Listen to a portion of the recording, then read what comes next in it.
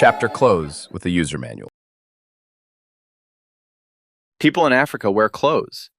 According to old travel books, that wasn't always the case, especially women were said to wear almost nothing. But from what I've seen, people in Africa are dressed. I don't know about the whole of Africa because I haven't been to the whole of Africa, only to a small slice of it.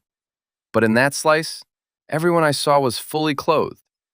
Clothes seemed more important to the locals than anything else. More than food, more than education, more than just about anything. I can die of hunger later. First, I need to look like a king. As soon as I arrived in Handeni, even though it was probably just an ordinary Wednesday, I noticed how the women walked around dressed as if they were heading to a royal reception. Bright colors, shiny fabrics, turbans like tropical crowns. I assumed there must have been a national holiday, that they'd been dancing at a ball all night and were now drifting home at dawn. I was wrong. That was simply the default setting. Glossy fabrics, loud colors. If they could, they'd probably wear a blinking banner just to increase their saturation level. The patterns were spectacular.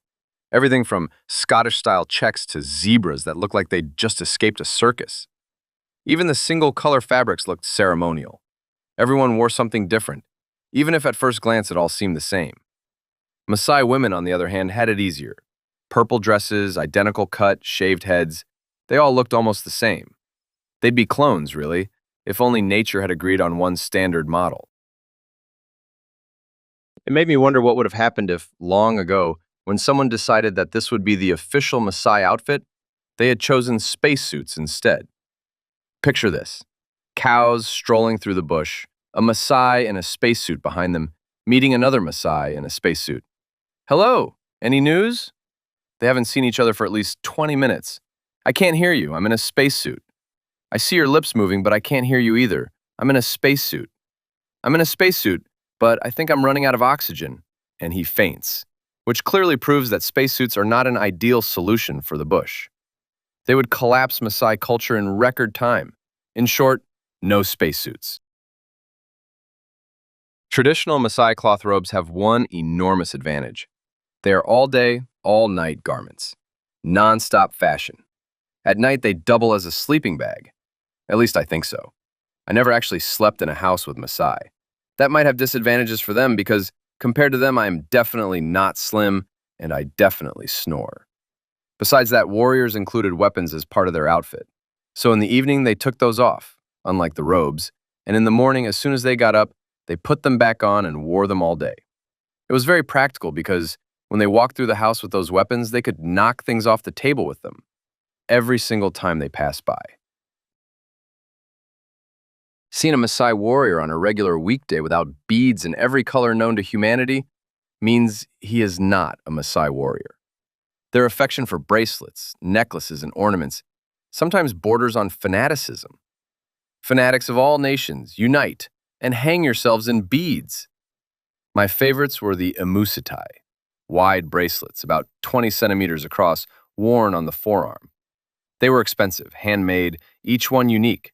The funniest part? They were sewn on permanently, so they couldn't be taken off. Another very popular decoration were small metal discs with a hole. If they were coins, there would have to be a Maasai National Bank issuing small change before every celebration, so people would have something to decorate themselves with. But there is no Maasai National Bank, if only because it would have no authority to declare national mourning in case the coins ran out. Women have it arranged completely opposite to what we're used to. The men walk around overloaded with beads, hair extensions, and vivid patterns, and the women all wear identical purple dresses. Of course, they like to decorate themselves too, but they cannot compete with the intensity of the warriors. I have a funny story about that. I bought about 30 bead necklaces on request and unwisely left them on the table. Within 2 minutes, 2 Maasai women were standing there, already trying them on. For the life of me, I couldn't explain that I was taking them home.